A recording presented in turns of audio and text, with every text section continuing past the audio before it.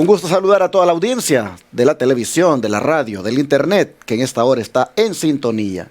Agradecidos también porque tenemos el privilegio de llegar hasta sus hogares por la gracia de nuestro Dios con otro estudio más de la lección de la escuela sabática.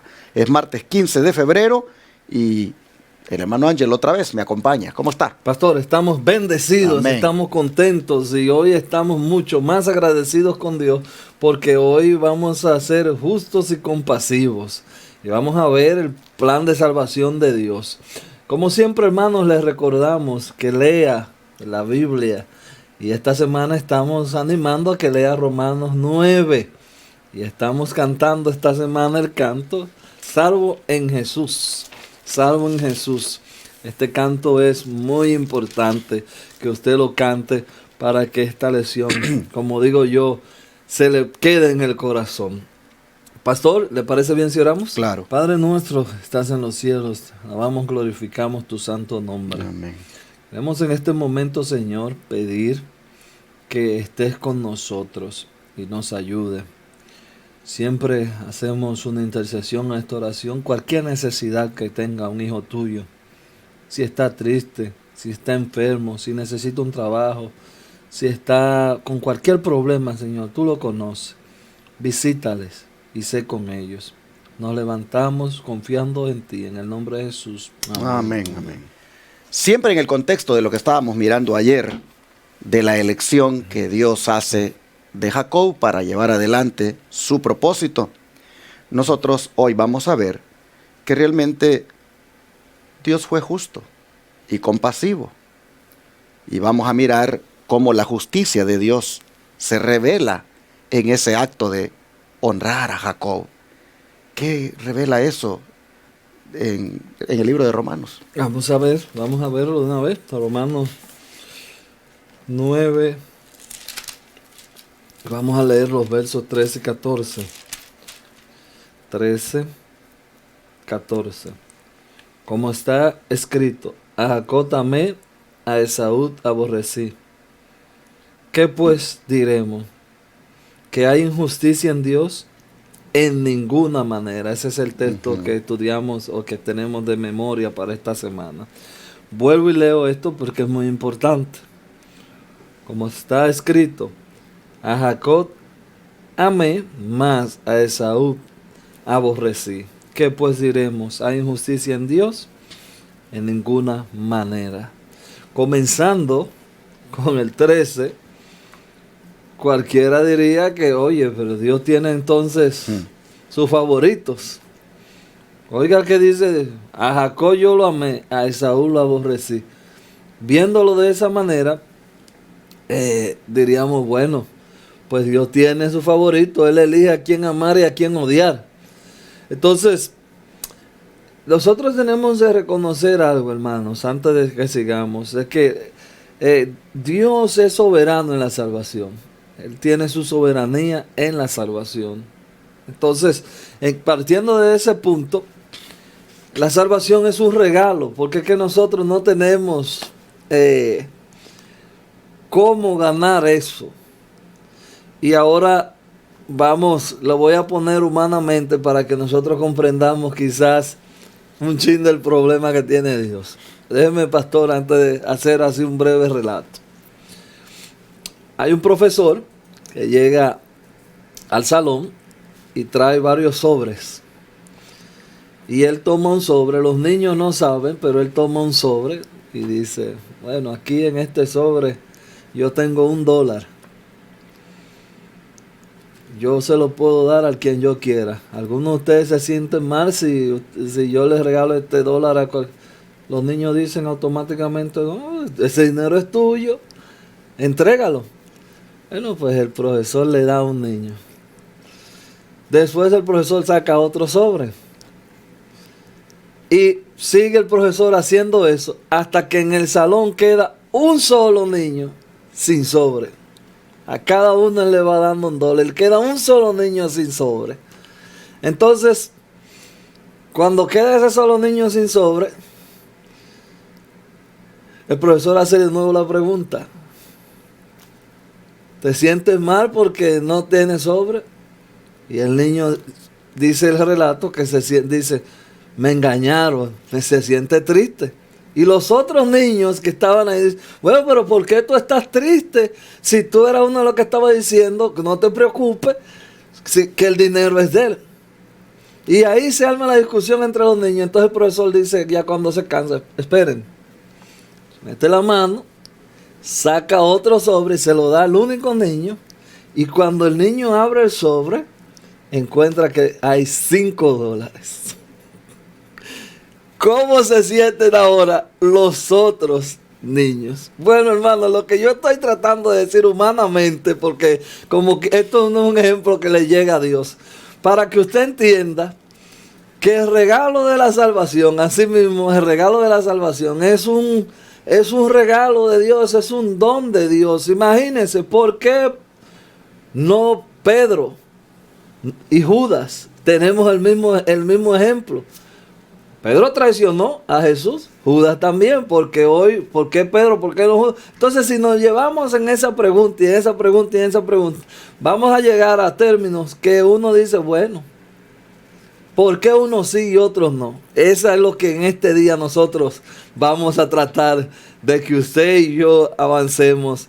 Y usted va a ver que no es que Dios dice este sí, este no, sino que nosotros vamos poniendo nosotros vamos decidiendo a qué lado nos vamos yendo con nuestras acciones. Bueno, al haber leído eso, encontramos entonces la pregunta que dice, ¿qué pues diremos? ¿Hay injusticia en Dios? Y Pablo enfáticamente dice, no, de ninguna manera, de ninguna manera. Dios sigue siendo justo.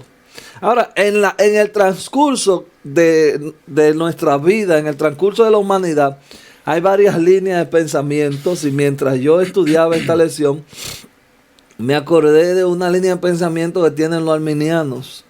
Los arminianos dicen, Dios está de nuestro lado y la salvación depende totalmente de mí. Esa es la línea de pensamiento que tienen los arminianos, de que ellos dicen, yo soy el que tengo que labrar mi salvación. Entonces tenemos la otra línea que dice que no, que Dios es soberano, y Él le otorga la salvación al que Él cree o al que Él decide que se salve. Bueno, hay otra línea también de pensamiento más, que quizás usted la ha escuchado más, que es que Dios desde el principio sabe quién se salva y quién se pierde. Y todas esas líneas de pensamiento no son nuevas. Eso es lo que Pablo va a tratar de ayudarnos a entender aquí en el capítulo 9. Por eso lo digo que del 9 al 11 Romanos se pone un poco más técnico y más difícil, porque Pablo está peleando con muchas líneas de pensamientos. Tal vez, hermanos, sería bueno que tomáramos en cuenta que cuando dice la Escritura, a Jacob amé, mas a Esaú aborrecí, el término aborrecer no tiene una connotación de odio como nosotros en este tiempo la entendemos.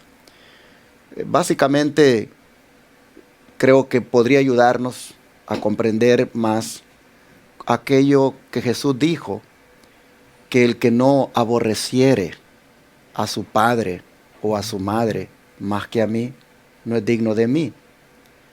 Si lo entendemos nosotros desde el punto de vista de odio, pues dijéramos nosotros que Jesús está diciendo el que no odia a su padre y a su madre. En sí, hermanos, lo que está involucrado aquí es la preferencia. Y sin duda Dios amó a Jacob porque Jacob lo prefirió a él. Porque Jacob siempre tuvo aquella inclinación a tener ese privilegio que Dios da. Jacob lo prefirió. Y por eso Dios lo amó. Esaú, dice el texto, fue aborrecido. Pero como dije, no en la connotación de odio, sino que fue apartado, fue rechazado. ¿Por qué? Porque él no prefirió a Dios. En ese sentido, Dios, hermanos, que es justo y va a hacer valer sus propósitos, pues los va a hacer valer con el que lo elija, con el que acepte las condiciones, con el que acepte que Dios lo use. Y en este caso, Jacob lo ha hecho.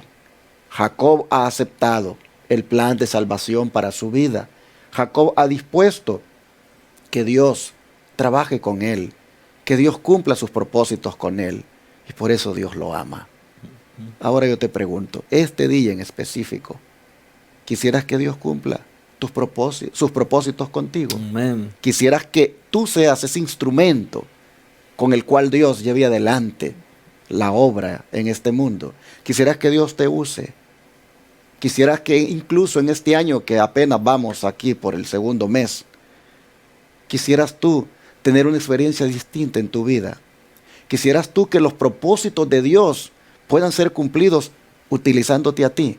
Bueno, hermano, hermana, entonces ten la actitud de Jacob, la de ser un hombre que ama el estar con Dios, ama el que Dios lo use, y no ser como Jacob, como Esaú, que no le importa. Así que Dios es justo y compasivo, y elige trabajar con aquel que con gusto quiere que Dios lo use. Y tenemos, pastor, también que decir algo importante, hermano, para que no nos... Porque siempre nosotros tendemos a irnos en pensamiento. Déjame decirte algo, hermano y hermana, con todo el cariño. A nosotros nada nos hace elegible. ¿Qué tenemos nosotros para hacer? Nada nos hace elegible. Al contrario, Dios es misericordioso con todos nosotros. Y eso es lo bueno, que hay esperanza para todos. No hay una situación que no sea alcanzable para Dios. Nosotros tenemos que tener eso claro también. Porque como decía el pastor, esto no es un asunto que Dios odia a uno y a otro, no. Es simple y sencillo que las puertas están abiertas. ¿Quién entra? El que quiere entrar. El que no. Los otros días veía yo estaba viendo yo en el teléfono una noticia, y en la noticia ahora ustedes saben que en esas redes ponen comentarios abajo, y la noticia era trágica y triste, y alguien pone, wow, estaré orando por esa familia, qué pena. Y alguien dice, hermano, es un comentario que me dolió tanto. ¿Para qué vienes? Es una palabra fea que no la voy a decir aquí. ¿Para qué vienes a meter tu Dios en esto? Por culpa de él. ¿Dónde estaba él que no ayudó? Por culpa de él pasan cosas así. ¿Para qué vienes a meter? Saca tu Dios de aquí. Así. Eso fue lo que le puedo traducir sin decir palabras obscenas y feas. Fue eso lo que quiso decir. Y yo me quedé y digo, wow.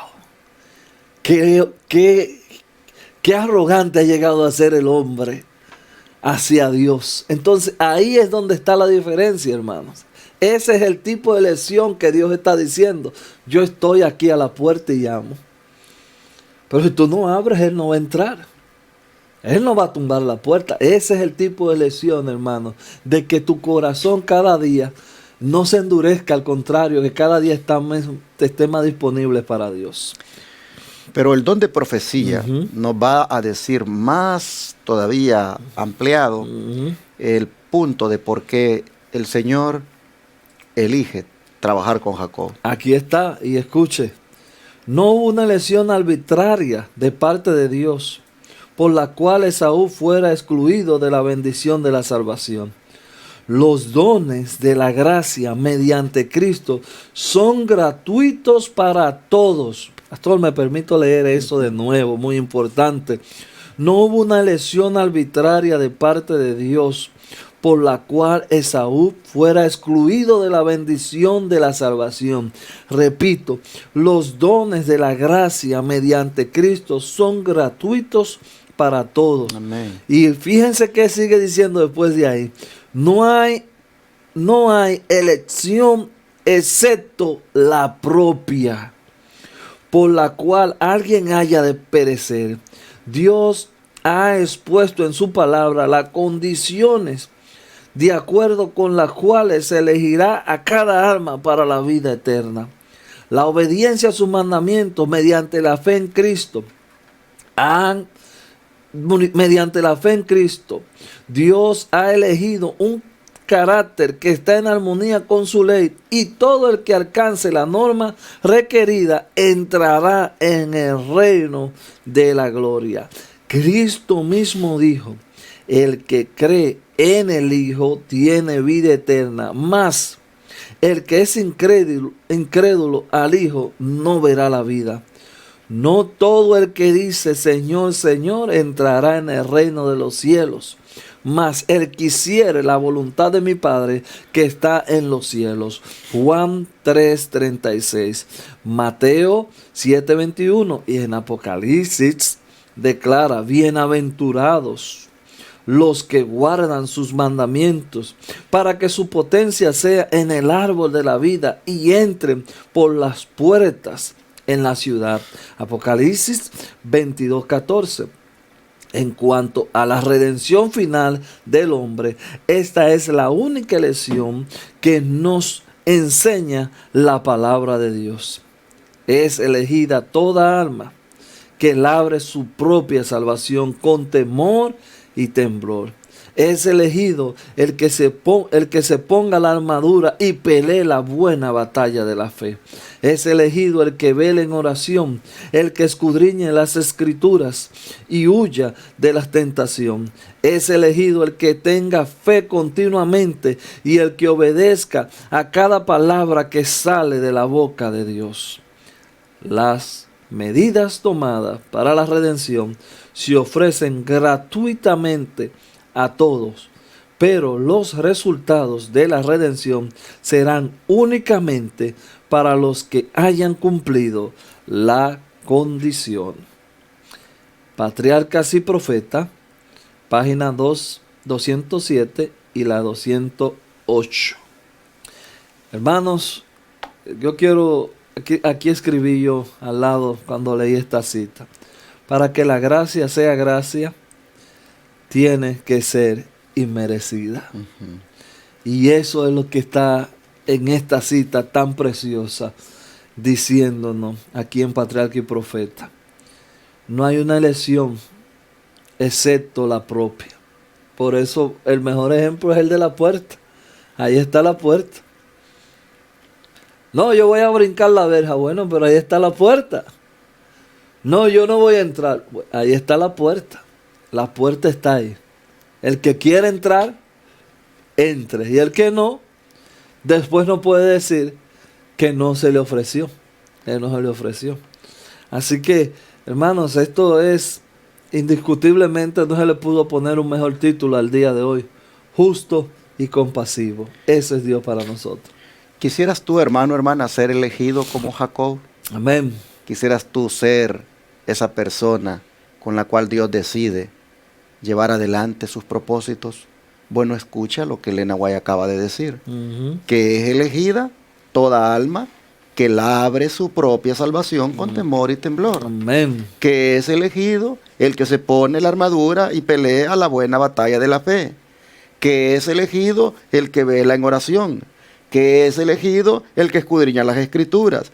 Que es elegido el que huye de la tentación.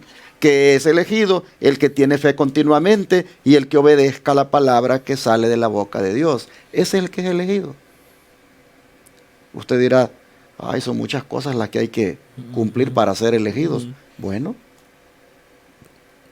es que, hermanos y hermanas, Dios no va a cumplir sus propósitos con aquel que no quiera cumplir con las condiciones. Y las condiciones son más comunión, más intimidad, más estudio de la palabra, más oración, más deseo, hermano, de querer meterse con el Señor en todo momento, en toda la vida. Así que los resultados van a ser, finalmente, que, hermanos, seremos tremendamente privilegiados. Amén. Y seremos instrumentos del Señor. ¿Qué principio eterno reveló Dios a Moisés respecto de su compasión? Porque hemos visto aquí hasta ahorita lo justo que fue Dios al elegir a Jacob. Pero ahora miremos la compasión, porque se llama justo y compasivo. Dígame, por favor, qué principio eterno reveló Dios a Moisés respecto de su compasión. Bueno, recuerden, vamos a ir buscando eso, pero recuerden, mientras voy buscando, que Moisés tuvo, vamos a decirlo de esta manera, la osadía de decirle al Señor: muéstrame tu gloria. Oiga, Moisés, terrible ese Moisés. Y entonces usted va a ver ahora, en Éxodo 34, usted va a ver, y también vamos a leer Romanos, pero vamos primero a Éxodo 34, Y vamos a leer del 5 al 7. Aquí dice: y Jehová descendió en la nube y estuvo allí con él, proclamando el nombre de Jehová. Y pasando Jehová por delante de él, proclamó: Jehová, Jehová, fuerte, misericordioso, piadoso, tardo para la ira, grande en misericordia y verdad. El 7, que guarda misericordias a millares, que perdona la iniquidad, la rebelión, el pecado, y que de ningún modo tendrá por inocente al malvado, que visita la iniquidad de los padres sobre los hijos y sobre los hijos de los hijos, hasta la tercera y cuarta generación. Hermanos, usted está viendo aquí la característica de este Dios que estamos hablando. Usted está viendo aquí de qué magnitud es el Dios que nosotros tenemos. Quiero leer esto, que guarda el 7, que guarda las misericordias a millares, que perdona la iniquidad, a la rebelión y el pecado, que de ningún modo tendrá por inocente el malvado, que visita la iniquidad de los padres sobre los hijos y sobre los hijos de los hijos, hasta la tercera y cuarta generación. Ahora vamos a ver qué dice Romanos 9, vamos a leer del 15 al 16. Pues a Moisés dice: tendré misericordia del que yo tenga misericordia, y me acordaré del que yo me compadezca.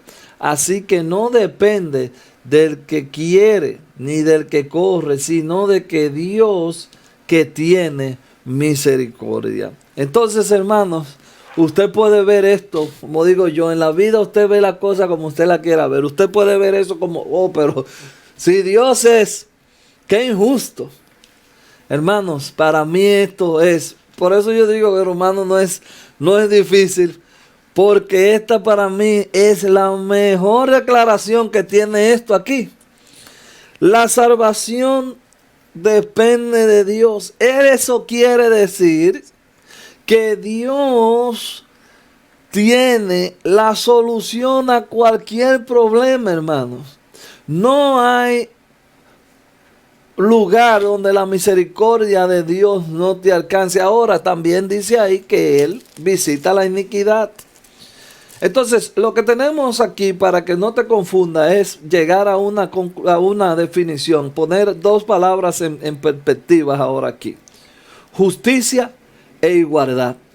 Porque hay personas que confundimos la justicia y lo ven acá, pero ¿cómo que a este sí y a mí no? Bueno, pues Dios no es justo, dicen gente cuando ven acá, pero esto sí, a nosotros no. Pues Dios no es justo, no.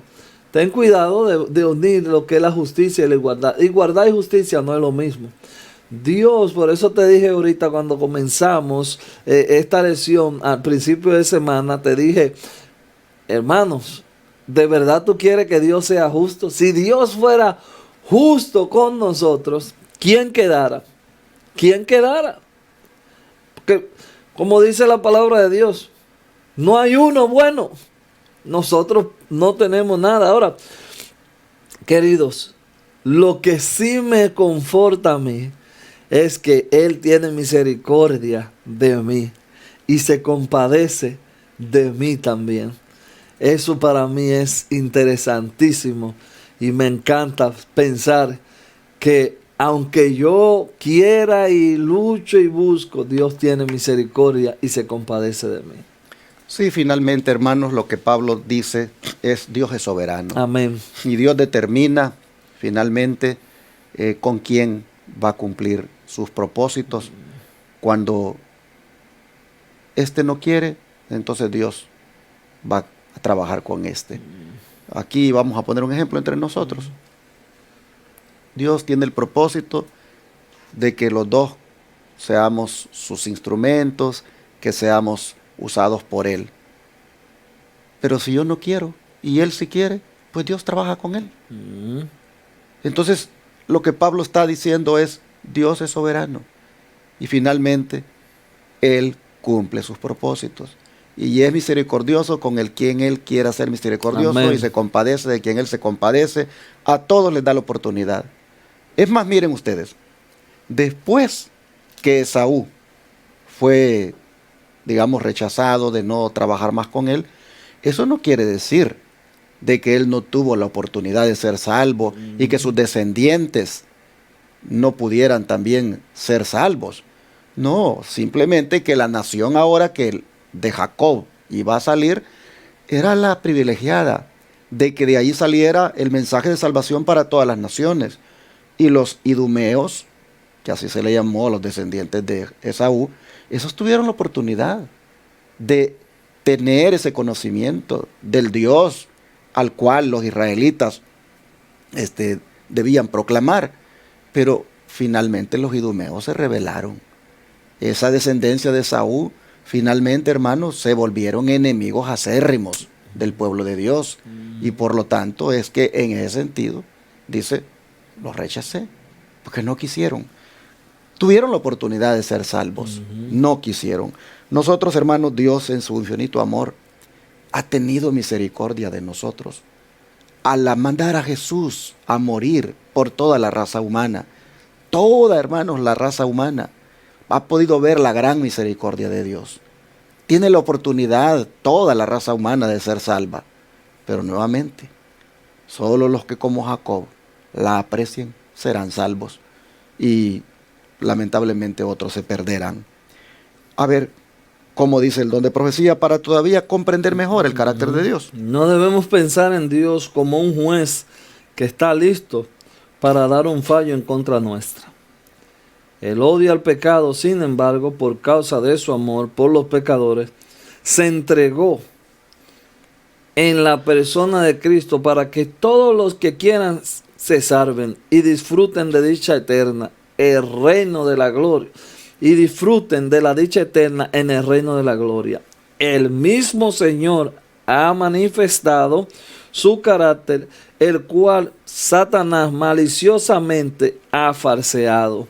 Y vuelve y cita Éxodo 34, que fue lo que leímos, del 6 al 7. Eso está en Testimonio para la Iglesia, tomo 5, página 595. Ahí sí Satanás, por eso ahorita le dije todas estas líneas de pensamiento, porque Satanás maliciosamente ha falseado el carácter de Cristo.